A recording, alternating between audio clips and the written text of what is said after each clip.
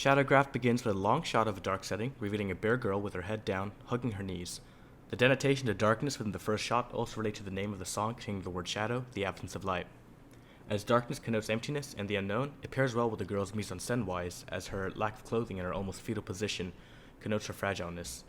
Pairing those two connotations create a symbol of feeling loss and the inability of getting away. A simple text fades into the screen as Myth and Royd center their band name in the middle to denote that it's their song. In the same dark setting, a bouquet of hands slowly flower downwards. Since this shot takes place directly after a similar scene of the girl, it connotes that these hands may be flowering towards the girl. This fantasy-like situation and surrealism takes place in the darkness, further connoting the horrific position the bare girl is in. Again, a simple text fades into the screen to reveal the title of the song. The scene revealing confirms its connotations as the hands are seen in the corner of the video, aiming towards the girl. Again, the connotation of fragileness is reduced as the girl is placed in this frightening situation. Now, a black and white shot is used to introduce a new setting with a character walking to the screen as the camera slowly zooms out to reveal more of the surrounding. The mise-en-scène of this setting consists of basic furniture, a bed, a drawer, a lamp, and a chair, but the windows of these have these blinding white curtains that emanate light, connoting a sense of surrealism and fancy, which relates to the connotations of the previous scene. However, more interestingly is the collage of Polaroids stuck to the wall. Polaroids are associated with cameras, and when Polaroid cameras first came out, they shot in black and white only, having an association with the artistic choice of keeping the shot of the music and video black and white. And her clothing is white, keeping it to the artistic theme of just black and white. And in relation to the name of Shadowgraph, having to do with shadows, and shadows being just the absence of light, both of those have relations to the idea of black and white, adding to the stylistic choice of the video. The woman is continuously walking, keeping the motion of the music video fluid as it matches her movement in the previous scene. However, it's a shot at a different angle to give focus on her hand movement and the book she is holding. Not an exact use of rack shot, however the actor moves into the focal point of the camera so that the scene goes from slightly blurry to sharpened. The aperture settings are set to have a blurred background and have a short focal distance. A continuation of the scene before the last one of the camera keeps zooming out / Steadicam is moving backwards at the same pace. This keeps the connection between the two shots and makes the video more smooth. The music video makes use of rack shot by placing focus on the girl but quickly switching the focus to the book she put down. A low angle mid-shoulder hip shot illustrates the girl looking at the Polaroid pictures. Because it's shot with a low angle, it can connote her looking up to the pictures. This is supported more by her hand movement towards the picture, almost as if she's reaching out to them out of envy. Jump cutting a small section of the narrative and skipping the girl walking to the other side of the room. The music video narrates her again admiring the Polaroids. Once again, a small segment of the narrative is jump cut as her walking to yet another side of the room is not necessary to the viewer. A low angle of her looking up to the Polaroids again, giving off the same connotations of her admiring the Polaroids or the people in them. A static shot of the hands eerily moving towards the girl is again shown. Editing-wise, there seems to be a lot of cutbacks to previous shots, but because one setting is in the room and another one is in this black void, they can be seen as two different narratives follow, where the one in the room is more story-based narrative, whilst the one in the void is more of a conceptual narrative. Flashes of white then fading out to the next scene is used to transition from the void narrative to the room. The shots are close-up of the Polaroids, and more specifically the faces that are on them, as the camera is on a portrait setting capturing the face but blurring the background. This was probably done by adjusting the aperture setting, and the camera was at an angle, so fixing the focal length of the camera to be closer would cause the rest of the shot to be blurred. Close-up of the hands portray the girl sticking a picture on the wall. Again, a white flash is used to transition between shots, and it's paired with vertical directional blur, jump cutting specific actions as they're not necessary to the narrative. Static single shot of the girl from behind as she stares at the wall. Now that the wall is a bit clear, can be seen, all the Polaroids are portrait shots of people, most likely connoting an envy towards their face. In none of the shots so far has the girl's face been shown, and so to contrasting elements of her face not being seen, but so many other faces being shown are used to create a narrative of her envy towards people's faces. Back to the void scene, however, this shot is closer than the others and is a medium shot of her torso up, as she stares at the hands finally reaching her face. Cutting back to the previous shot with the same angle to inform it's a continuation of the shot, as the girl looks towards the camera, the same shot zoomed in as overlaid, and has the opacity lowered so that the scene is seen twice. The videos are brightened a bit, and so potentially the blending mode of the scene was set to multiply, but the back of it then cuts out and the scene transitions to a more zoomed in shot. The music video reveals she lacks a face, and this was most likely accomplished using an editing software that explained like so. So as it cuts to her face, her facing the camera faceless, creating a faceless actor can most likely be done by a clone stamping tool of some sort, as you can find a section of the face and clone stamp of it, create a clone stamp of it. Then repeat the different cloned areas until you get a blank face, and then mask out any interactions done with the face. In this instance, her grabbing the face and the blank expression that may represent shock. Finally, feather out the clone stamps until there is a blur in the edges of clone stamps to make them blend more easily. The feathering of the clone stamps can be seen if you pay attention to the top of her forehead and that her fingers slightly phase into the face. Another way this can be accomplished is because this is a static shot, always facing the front of her, using the healing brush and clone stamp tool in Photoshop to create a blank face, and then simply masking over the footage in an editing software. Then track the faceless mask over the face to create the effect of being faceless. Close-up of hands flowering downwards. Most of them are static photos of arms cropped and then edited to sprout out of each other to accomplish this effect. Some hands do have finger movement, and this can be done by either filming it with a green screen and then keying it out, or by masking out the arms surrounding frame by frame. Now it cuts to a zoomed out scene of the hands finally reaching the girl, and as the girl looks at the hands, it's almost as if she's accepting it. A side shot of her slowly dragging her hands down her face to her neck. This motion correlates to the last shot we had of her caressing her face, indicating this is a continuation of that scene. The way she drags her hands down her body can be interpreted as being distressed about the situation, as her hands open and her head looks upward can be interpreted as signs of disbelief. A mid-close-up shot of the girl's back being grabbed by the hands. Lighting from only above to make sure the lighting is on the subject but allows her shadows and darkness to be prevalent throughout the shot. Same thing for the legs, hands reaching out from under the shadows, grabbing her, or even chaining her to where she is. Rapid and violent movements of the girl slamming her fists around after she's grabbing her hair is shown in a quick shot. Both the rapid movements and the rapid shot complement each other to create a very clear distress connotation. These violent shots are shot using handheld movement, giving a more violent but human characteristic to the shot.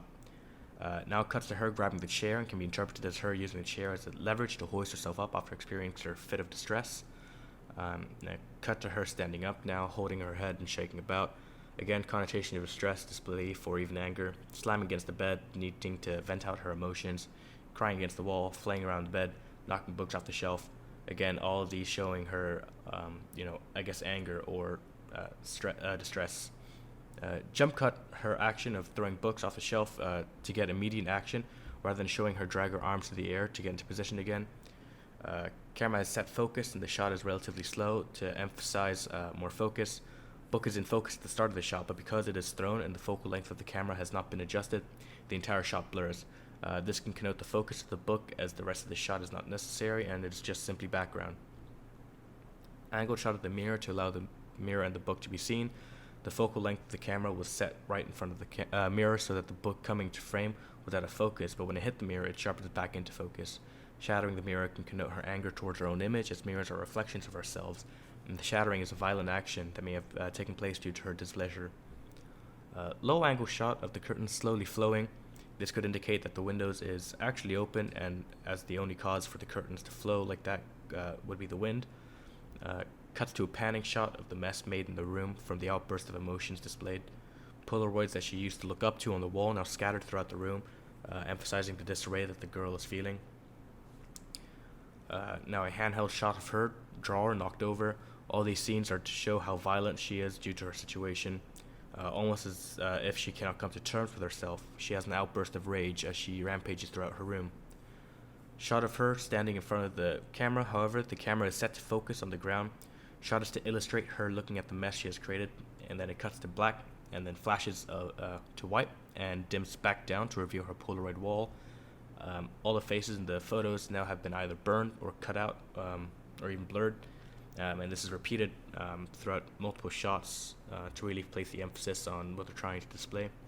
A center shot of the girl where the focus is over the shoulder, revealing all the portrait pictures in the Polaroids are faceless. Pan from left to right at the corner of the room, showing off more photos of burned, cut out, or scribbled over faces, invokes a sense of jealousy. Medium low angle of the shot, centered in the shot, slowly zooming. and then cut to a static shot of people walking down the street, where at the start of the scene it's normal speed, however it slows down to the beat after the first second. This effect can be accomplished by time remapping in After Effects, and you can use a graph to fixate how fast you want certain parts of the shot to be. The lyrics illustrate the scene day by day. We're losing our own shadows, as this doesn't show any drastic shadows that would normally be seen in a normal day.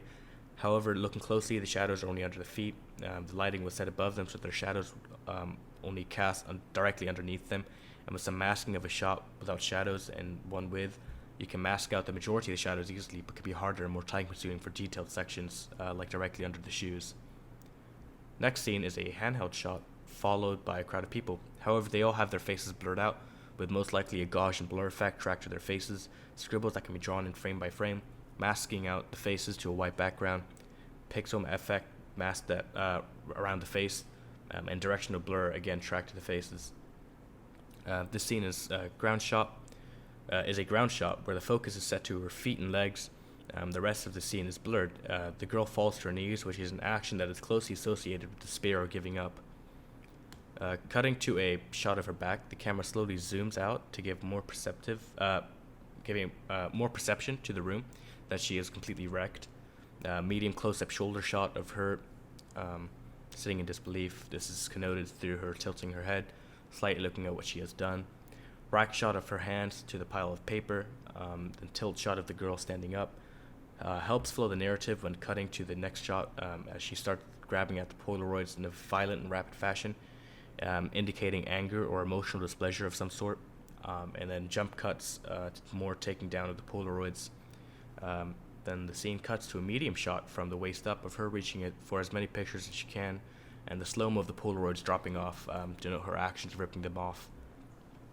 Another medium shot with the lamp in the foreground indicates she knocked it over at some point in the background.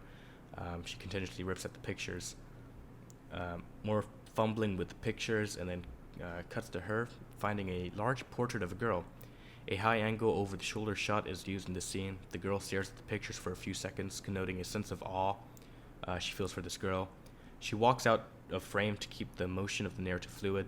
Then cuts to her kneeling down to her drawer and aggressively fumbling with it as she grabs out the scissors. These actions connote that she's going to cut up the picture. And so in the next scene, slow-mo close-up shot of the scissors to place emphasis on her handling them, and then a high-angle shot of her actually cutting the pictures that was earlier indicated and foreshadowed. And this is repeated multiple times from different angles, and then cut and time ramped to speed up the shot so that it gets to her cutting the picture faster. And this is done again in the next scene. And then it cuts to the side view of the girl, still cutting the picture. The long sequence that these shots are taking place over indicate a significance towards the cutting and the effort of cutting the pieces as much as possible. The girl then picks up these pieces of the pictures and brings it closer to her face, and then over the shoulder shot of the same action.